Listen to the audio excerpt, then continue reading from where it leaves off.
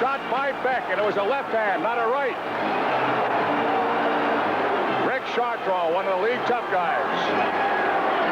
And Beck with a left jab puts him on his fanny. They say when Beck was a kid, he's opened him up with that one hand.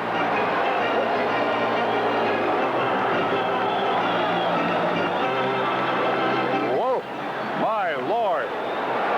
He's a tough cookie, that Chartrand, too. Wait till you see this.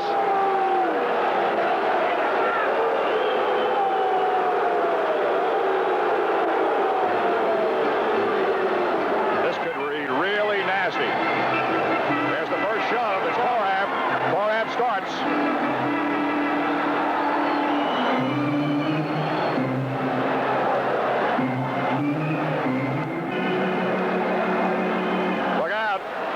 This is where you liable to have Beck and Chartrand if they get together in this situation. Not too many people have dropped their sticks either. Duguay's in the middle. That's Dion and Laidlaw. Beck and Wells. Jim, the rules say now, if the referee goes by the rule book now, there'd be nobody to play the hockey game. That's right.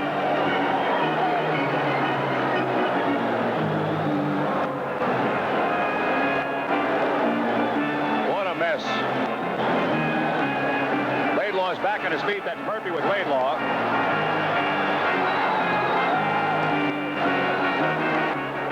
I'll tell you, man, this is nothing but a solid disgrace right now.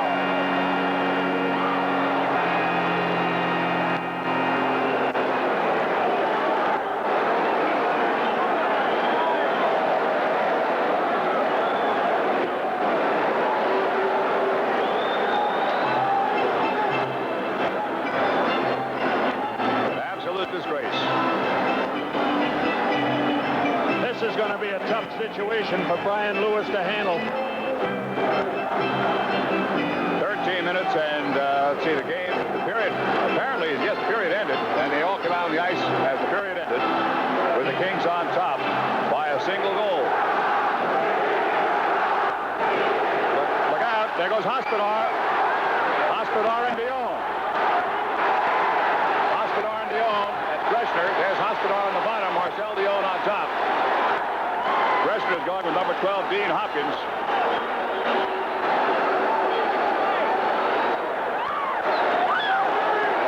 Katsopoulos is really wailing the tar out of somebody on the sideboards. Jim, I haven't seen anything this bad in a long, long while. It's much worse. They're going to send the police out there. John D'Amico is trying to do it all himself. They're trying to double team Katsopoulos. Somebody's trying to go 2 men on 1 against Katsopoulos. Baker's getting into it. That's Weeks, Jim. That's Weeks. That's Weeks off the bench against Jim Rutherford, I guess.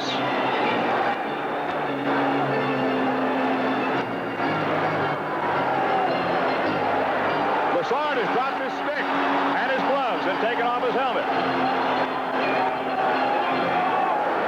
Where's Stevie Baker? Do you see him out there?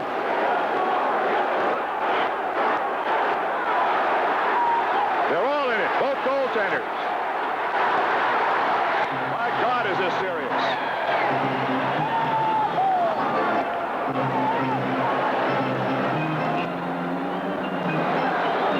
Eddie Johnstone always seems to end up with the tough guy. He's got Rick Chartrand.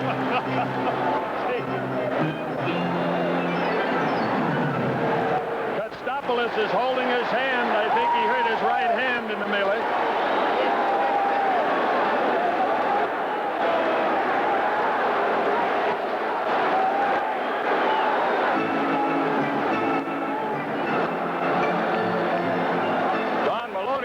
Somebody really hard. Linesman's in the middle. Maloney being double teamed.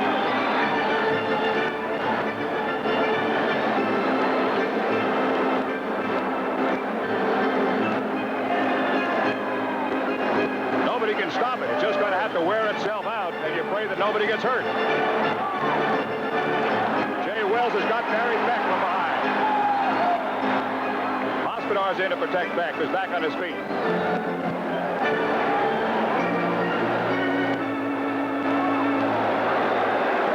Katsopoulos again. Dave Lewis.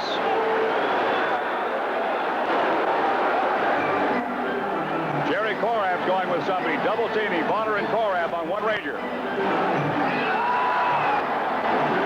That was Don Maloney coming in to make it 2-on-2.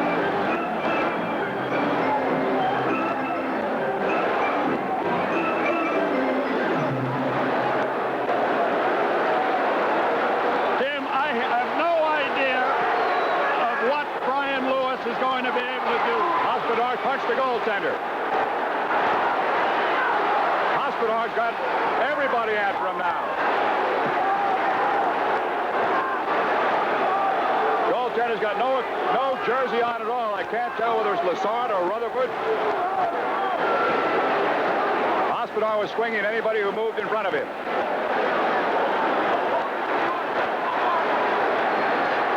Look at this. Look at this. That's Nick Batiou. That's Nicky Batiou's got somebody. Somebody reached over the bench before and clobbered Hospodar. New York sucks ass! The fans reached out and got Hospodar before. Nicky went down to protect them down to the bench. And I think they're finally splitting up.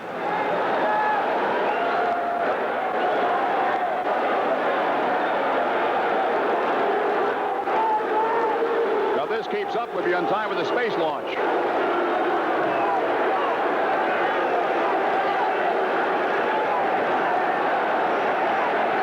Jim, I've been in this league for a long, long time, and I have never seen anything worse than this. Thank you, Billy. I'd like you to go back to your experience to try to describe it. I sure can. They've finally gotten tired. This kind of a thing can set the game back 10 years.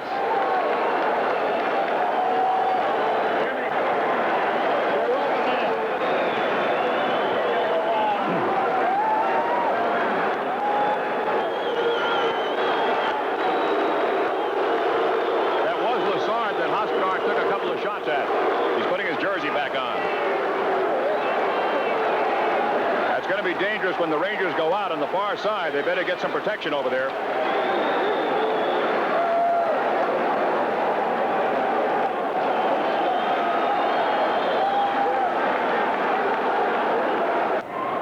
He's hit by Marsh and goes down as the period ends.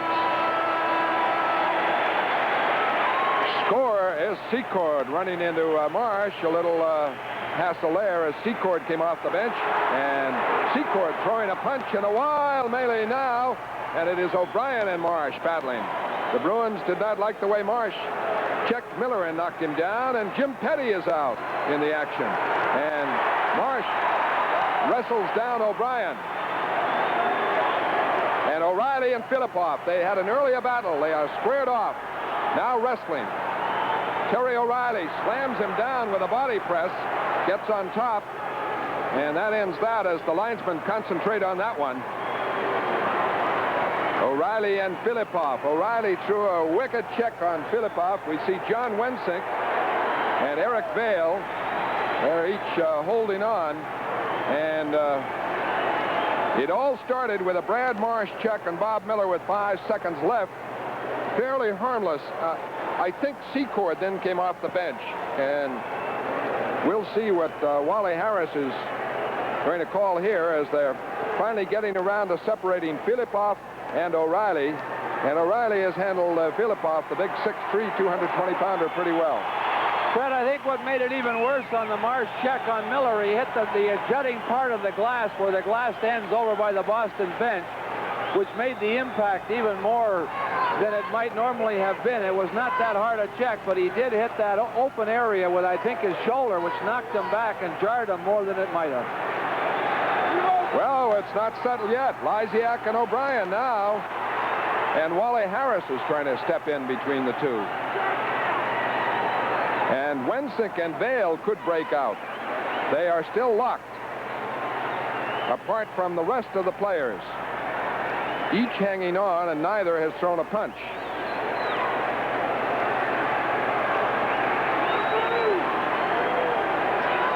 So it has not settled down yet. Don Cherry is on the ice. Some bruised feelings here. The heaviest action, Filipov and O'Reilly, they're still on the ice. But the problem for Harris is to get things broken up and cleared away. Oh, Fred, Vail and Wensick, neither one of them is going to let go until somebody separates them, because each one is afraid that the guy who lets go first is going to get the first punch in. So that'll have to be broken up by the linesman. Well, Harris has moved in that situation. Here's Secord and Marsh. They may go. They do. Secord, 2 beautiful lefts, a third left. Secord, a tiger. We have not seen him fight. He threw a couple of hard lefts. It is wrestling now. Secord and Marsh. Secord has the jersey over Marsh, which handicaps him. And Secord, another left-hander, and O'Reilly and Filipov may go. We have to keep an eye on that. They are squared away. O'Reilly and Filipov. There they are. As Secord, here's O'Reilly throwing that left as they move in again. Filipov and O'Reilly. Still battling. O'Hara, now the tugging. Neither able to get anything going, but O'Reilly has that jersey over his head, and that locks him up as far as trying to do anything. O'Reilly tried to trip him. And they call a penalty on that, John. Well, this is a very tired group of players right at this moment. Can't stand that constant wrestling and holding on. We still have Vail and Wensink holding on to each other. That was, had made an effort to break them apart, but they went from there to the Filipov and O'Reilly affair with Secord and Marsh going at it. And things have subsided a little bit at this moment, but to say that this has gotten out of hand is very obvious. Okay, a very tired Terry O'Reilly. And now they're trying to separate Wensink and Vail. And finally do. Well, fighting's part of it. This kind of got out of hand, but I tell you, Secord on Marsh threw some lefts. There is Terry O'Reilly. He's exhausted with his battles with Filipov. Secord threw some left. Kind of reminiscent of Jonathan and Bouchard. He whipped them out there. He is a very strong young man, Al Secord. Works very diligently at conditioning. He's standing near O'Reilly. They have been the battlers. The O'Brien battle with Marsh was kind of wrestling. And, of course, you take on the Atlanta team. Bruins like that battling, but this is a big, big team. If Filipov at 220 isn't there, Pat Ribble or somebody else is. And now peace finally restored. And from a Boston viewpoint, that's the most excitement of the night. Well, they're down 6-2, but, you know, occasional fisticuffs breaking out to let off steam is one thing, but a complete bench-clearing affair like we had here, although it was at the end of the period. But this has gotten out of hand and is not what you consider to be National Hockey League hockey. Well, now they're picking up the sticks, and Wally Harris will have time to make some assessments. And Don Cherry has been on the ice, striding back and forth. He's near the bench, but on the ice. Fred Creighton did not leave the Atlanta bench. His team has the lead, and he would not like to see any excessive penalties. But now they are filing out, and we'll have the assessment. Boston had 8 shots. Atlanta had 15, and Atlanta 26, and Boston 19. And there is the scene here. Don't know what precipitated that. Jim Espo was smart going down on the left-hand side. He had complained about Kelly slashing him. This time it looked like Esposito was holding Kelly and faking the hold on to Hood. The benches are emptying now. Everybody's getting out on the ice. getting a little tense.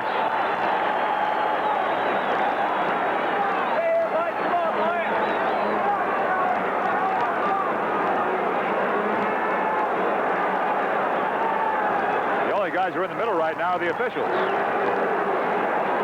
Would you say they have their forehead? Now they're talking to John D'Amico, and he's trying to be a peacemaker. I just wonder whether we'll have ensuing penalties, and if John D'Amico said yes, we might have a major for the cut. Well, it might have happened when the play was called, and Bladen was probably taking out Mark Heaslip on a one-on-one situation. Heaslip might have gotten his stick up a little bit too high that cut the player. Now Bridgman and Heaslip. Bridgman now and Heaslip are starting to go at it at center ice, and everybody's milling around. Dave Hoyda has Eddie Johnstone. Oh! Great fighting out there now. Now Hoyda and Johnstone. Hoyda and Johnstone. And Dave Hoyda is starting to get some punches in, but they both got pretty good control of their right arms. And Johnson's Here comes Davidson. Here comes Davidson. And here comes Bernie. Well, Davidson really jumped in and grabbed off Dave Hoyda as Dave Hoyda was getting much the better of the fight. And now Johnson's on top of Dave Hoyda, and everybody has been milling around there. It was right at the blue line. The Flyer blue line, that is. And now Andre Dupont and Wayne Dillon are going at each other. Holmgren is being controlled by Phil Esposito as he's trying to get in. And Don Ore and Oris Kindrachuk way down to the right all by themselves are wrestling. And it all started with the fact that Bladen and Mark Heaslip were exchanging a few unpleasantries in the corner there after Bladen was cut, and it might have been by Heaslip and his stick. And then Bridgman took after Heaslip when they were throwing punches, and it appears that now just out in front of the penalty box that Heaslip's on top of Bridgman with the linesman in control. Now Hoyt has gotten back up, and he's thrown out Eddie Johnstone again. As he was taken off the first time by John Davidson, and now Dave Hoyda is getting much the better punches, and Johnson's still trying to hang on to control Hoyda and not been able to throw any punches. And he's really getting his arm free now. Johnson can't even hold on to his arm. Now they're punching down to the ice, and referee linesman John D'Amico has gotten separated finally. But Davidson really charging out of the Ranger goal to grab a hold of Dave Hoyda as he was getting much the better of the fight with Eddie Johnstone. I'm sure those two saw one another when they were playing respectively for the New Haven Nighthawks of the American Hockey League and Dave Hoyda for the Maine Mariners. Bridgman and Heaslip were the first two players to get into the action throwing punches, and that's when everything erupted. The players, both benches kind of emptied, and they were sauntering over there. Now Kindrachuk's shoving at Don Murdoch. Vadnais jumps in, and everybody starts milling around again. Good. Players have to realize that they're in an important game and have to be careful they don't lose too many people and too many penalties and allow the Rangers the impetus to come back. And Bridgman and Heaslip are going back at each other again. And Bridgman is really throwing the right hands on Mark Heaslip.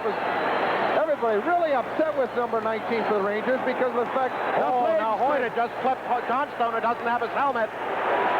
Oh, Johnstone's taking a beating.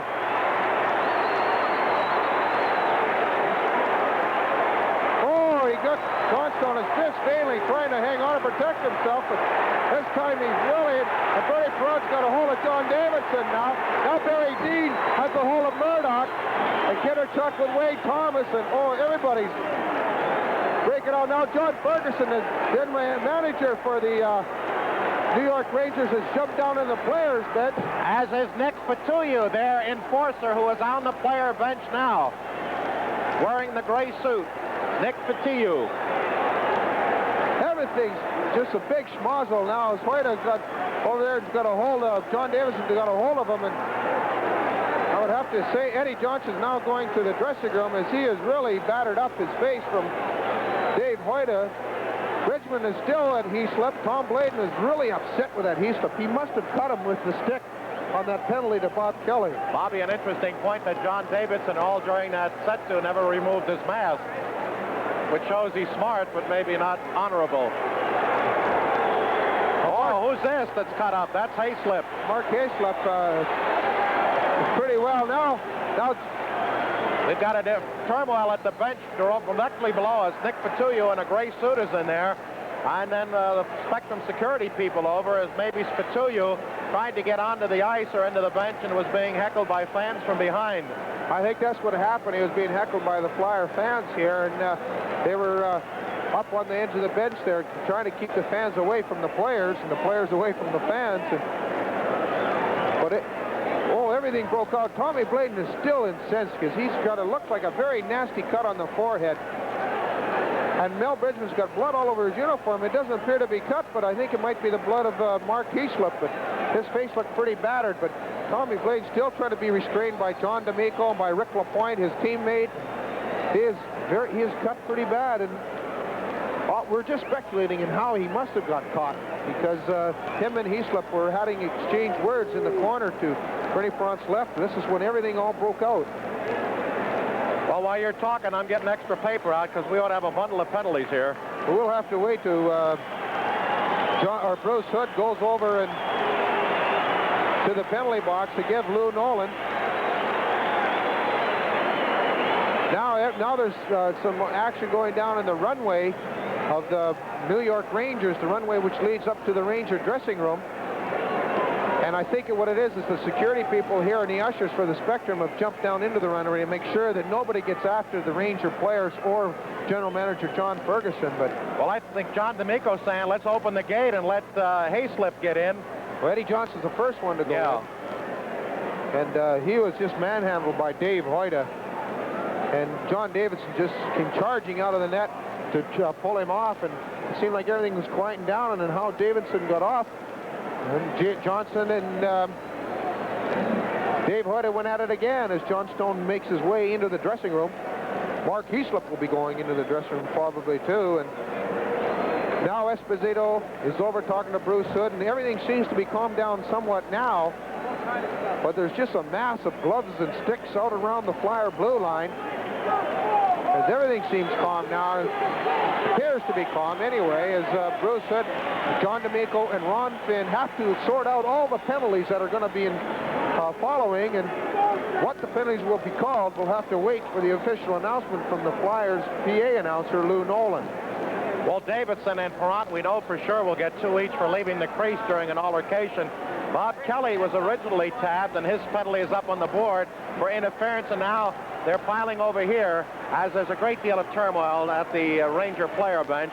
At the rear part of it, as the Spectrum uniformed attendants are trying to form a wall along the glass that separates the players from the first row of participants and spectators.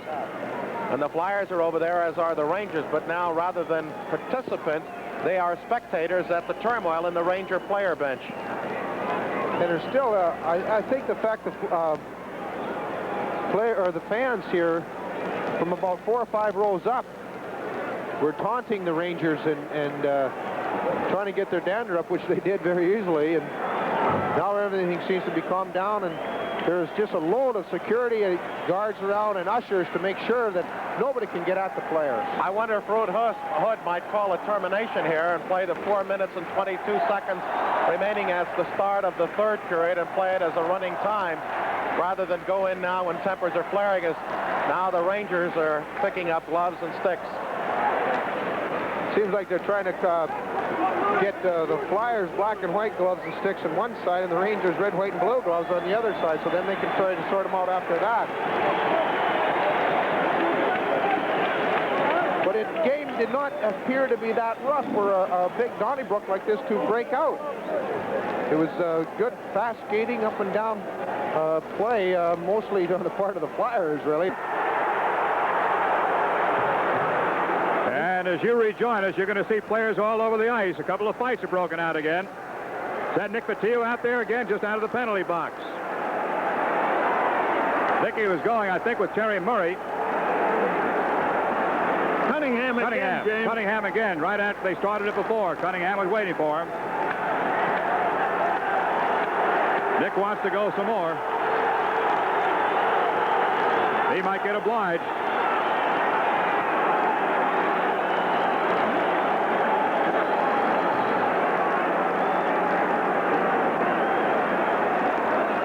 umpires are sending guys over the bench. They're going to clear the benches.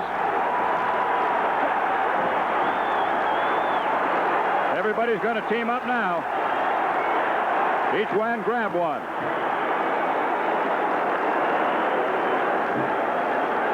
The first move might have come from the Ranger bench. I'm not sure, but all of a sudden the Flyers came over like a waterfall. Now, Bill, as I recall that rule you were talking about, when a fight breaks out, everybody goes to the bench or comes from the bench. That's what they told me. Comes from the bench. You're the wrong direction. There's Frank Beaton and Mel Bridgman. Hey, that would be a good one. That Bridgman can go, and I understand Beaton can also. Beaton is not all that big, but he carries a tough reputation. There they go.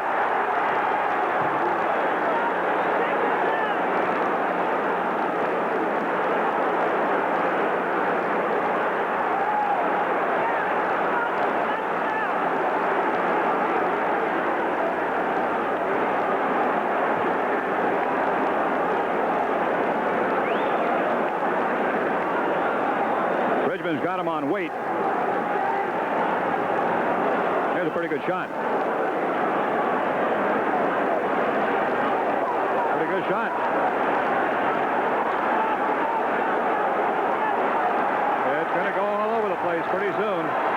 They're going to call in the Marines before the night is over. Jim, I think you could get a good buy on a pair of gloves. Did you ever see so many gloves on the ice? Take a gander at that.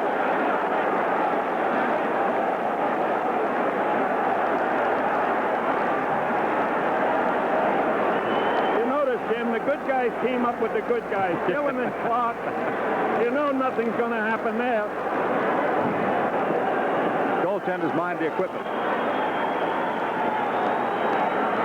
It's a good thing the Rangers aren't going to use these jerseys anymore. They're all stretched out of shape. They'll never get them back in. A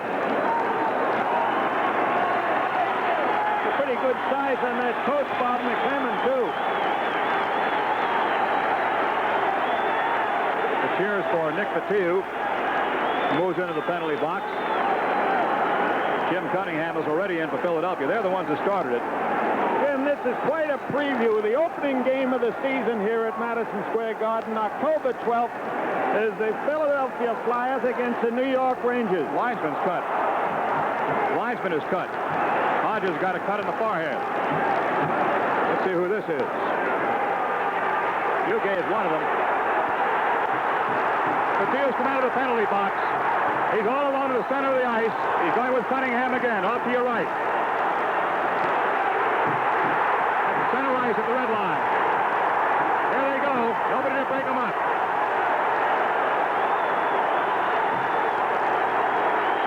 They both came out of the penalty box and challenged each other. There was nobody there to break them up.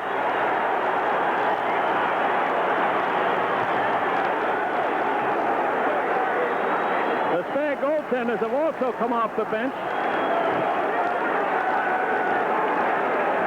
You know, the fines that they incur in this game, they pay. There may be some suspensions also for the opening of the season.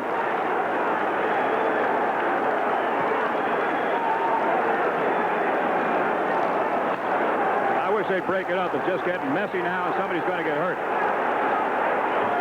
When they go on too long, Bill, somebody ends up getting hurt eventually.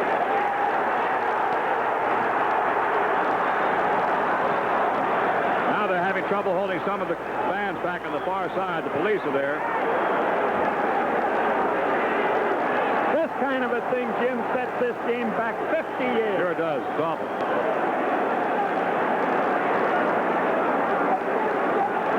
The trainer is out, giving first aid to Ron Duguay.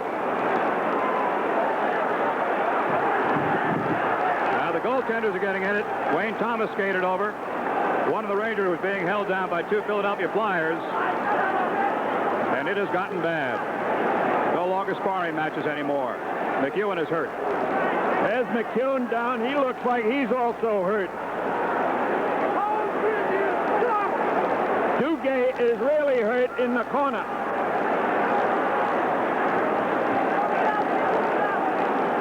No idea what happened to Duguay. We did not see it happen.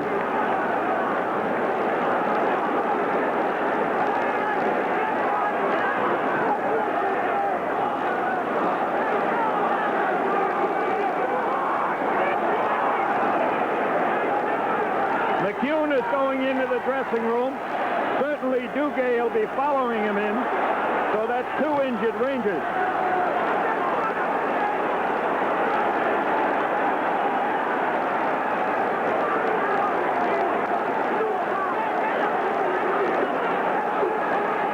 It looks like his leg.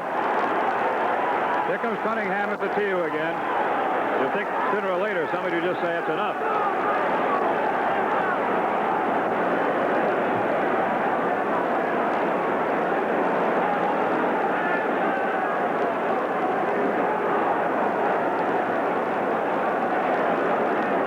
Dugay's favoring one of those legs, Bill. Left leg, I think.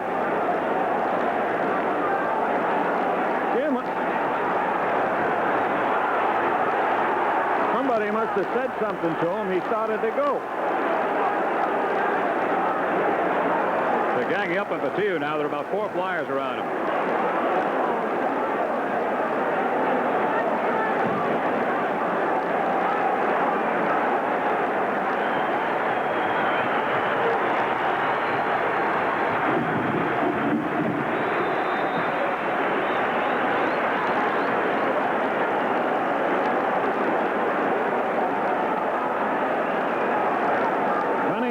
Cunningham's jersey doesn't look too good either.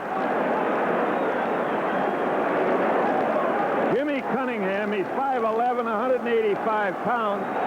He played with Maine in the American Hockey League last year. He had 106 minutes and penalties in 48 games.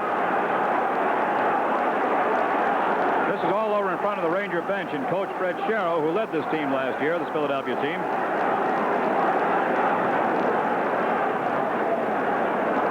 4 minutes and 45 seconds to go in the first period, which started about 50 minutes ago.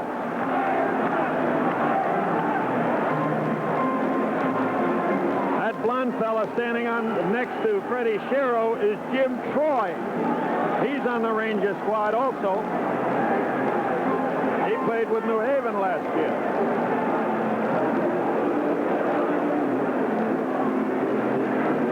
That's John Davidson.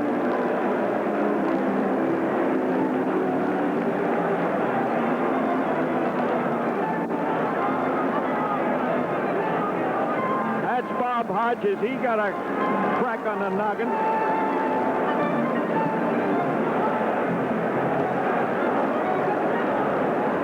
Well, including the exhibition games, Jim, there's only about 87, 88 left to go. Yep. This kind of stuff, you might run out of players. This looks like Muhammad Ali out there challenging everybody. I do wish we'd see some hockey before the night is over. Looks like Beaton's lost half of his jersey. How about breakaway jerseys like they have in football? Would that stop a lot of this, you think? They'd have a lot of naked hockey players. Oh, me. Bill, I got a great idea. Of course, I'm not the referee. I'd blow time right now. Say this is the end of the period. Come back, we'll start all over again and we'll play a 20-minute and 4 plus 4:45. Especially this being an exhibition game, Jim, I think that would be wise for the referee to do it. Years ago, we used to do things like that, but I haven't seen it done in the National Hockey League in quite a while.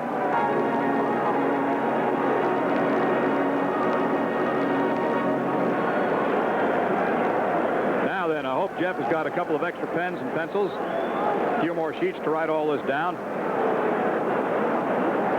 Looks like it's beginning finally to break up. Everybody just got wore out. That's it, they're just tired. But they've got company. 4:45 to go in this first period.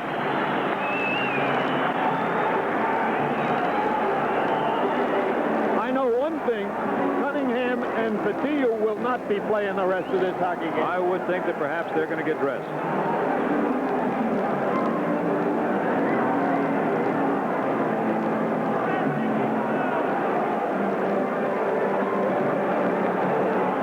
The score is 1-0 Philadelphia. As soon as the referee gets this all down, if he doesn't have a sheet of note paper and a stenographer out there, he's in trouble. Jim, there are 3 penalties that he must give. He's got to give a penalty to who he believes is the first to have left the bench. He also must give a penalty to each of the goaltenders for leaving their crease during an altercation. Right.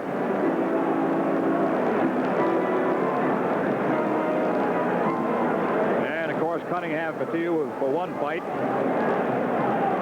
Was it Duguay down the other end? Duguay got in the other one. You know, a good solution to this one would be penalize everybody, leave 3 skaters on each side for the next 5 minutes. You know, that's what Chadwick would have done in his day. Everybody goes for you 3. You wouldn't have anybody to watch, I'll tell you that. Not a bad way to go. Of course, it'd be sort of funny when they all came over the penalty bench rail at the same time.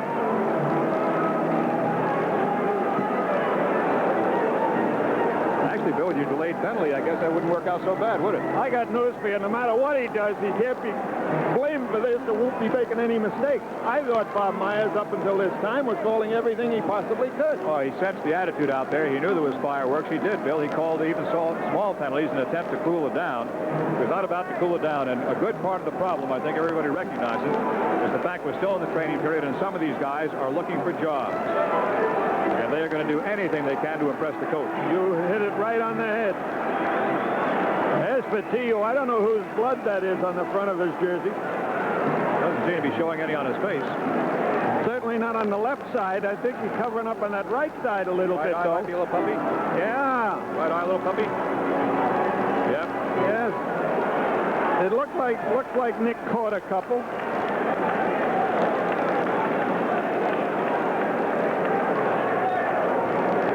Just write them all down, Bob. Get it over with. Mike Bossy were going at it. Glenn Resch came right out of his goal crease, grabbed a hold of Ben Wilson from behind to pull him off his teammate, and then Selesky got in to grab a hold of Resch, but Ron Wicks now is really going to have his hands filled. Ben Wilson wanting to get at Mike Bossy. He was getting the upper hand, and that's when Resch came in to try and grab a hold of him. Now Wilson's still trying to carry on the fight. Now they've let him go. Here comes Resch again. And Wilson is really good. Now here comes Trottier and Lewis. Resch is coming in again to help him. Here comes Howard. Nice off the bench. Howard. Everybody's off the bench for the Islanders. Now here comes the Flyers, and we're going to have a real Donnybrook here. Billy Harris ran right into Bob Kelly, knocked him down to grab a hold of him. Bridgman has a hold of somebody. You can't see the number, but Gillies came out of the penalty box, and Dave Hoyt is being held by... Now Howard went over and hit Dave Hoyt as he was being held by linesman Christensen. Jimmy Watson has a hold of Pinelli. Bridgman and Hart are going at it. Bridgman and Hart had started last Thursday, and Bridgman has really laying some right hands on. Now Billy Smith, and finally Pete Peters comes out of the goal as he was sitting there, but Bridgman and Hart are going at it. They started that in Thursday when Hart slashed Bridgman in the mouth for 9 stitches. Well, the main bout was with Ben Wilson and Mike Bossy. Well, I've never seen this before. Now Hart has been turned over. Ron Wicks has got a score sheet out at center ice trying to keep track of all the penalties. Nystrom get a double minor in a game misconduct first off the bench. Both goaltenders for leaving their crease in an altercation. We could have third man in. We could have a host of penalties. We will have a host. Now Bridgman has a real good hold of Hart and is really lowering the... Now Gillis has grabbed a hold of Bridgman. Now Hart and Bridgman are squared away now. We could have a real... Thank you. Hart seems to be cut over the nose and the eye from Bridgman's punches.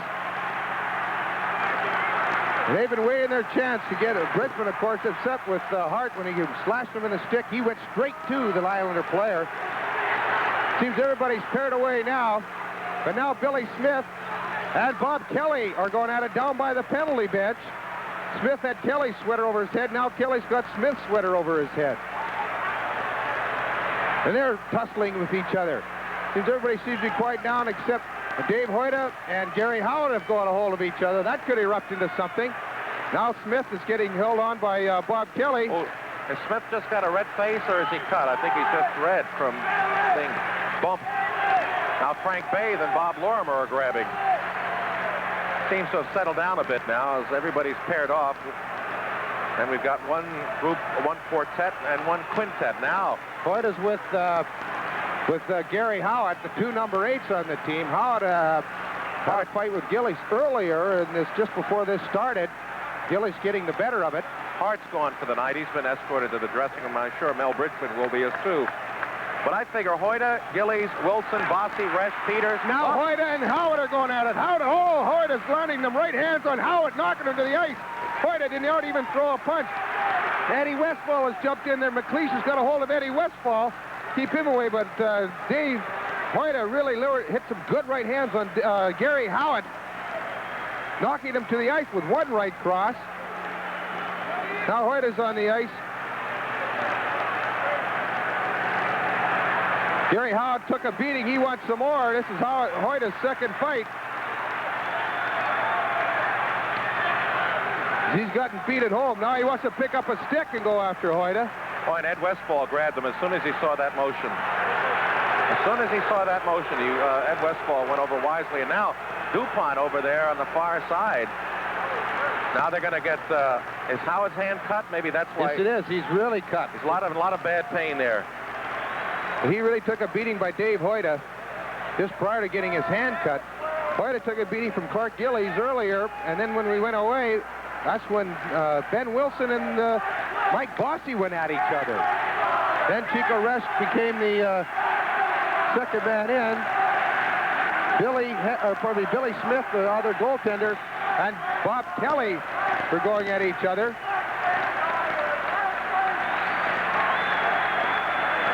Everybody's just milling around at center ice now, but the main bouts started with Gillies and Hoyta first. And then Ben Wilson and Mike Bossy are going at it when Glenn Chico Resch came in to jump in on it.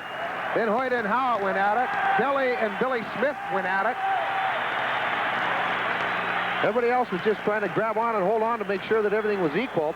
Islanders were the first players off the bench. Bob Nystrom came off the bench, so he'll receive the double minor, as Gene mentioned, but we'll have to wait. Misconduct, if that's what they saw. Both goaltenders for leaving the crease during an altercation. We should have third man in. Looks like Billy Smith was gone, but we'll get all of that accurately for you after we come back from this message. Be a problem here for the Islanders because Billy Smith has been escorted out of the game, and Glenn Resch was the third man in on the altercation between Mike Bossy and Ben Wilson. If they so choose to call that. Right, he could be exited from the game. Now, if Smith was third man in, or Resch was third man in, and Billy Smith has been ejected. It all started with Hoyta and Gillies. As Hoyta really buried Mike Bossy with a check, Gillies came over, and Clark Gillies really got the best of the fight with Dave Hoyta. He hit him with about 3 or 4 really good right hands, and Hoyta was not able to throw a punch. First, there's a little bit of a slight height disadvantage, but Clark Gillies, one of the toughest players in the National Hockey League, as well as being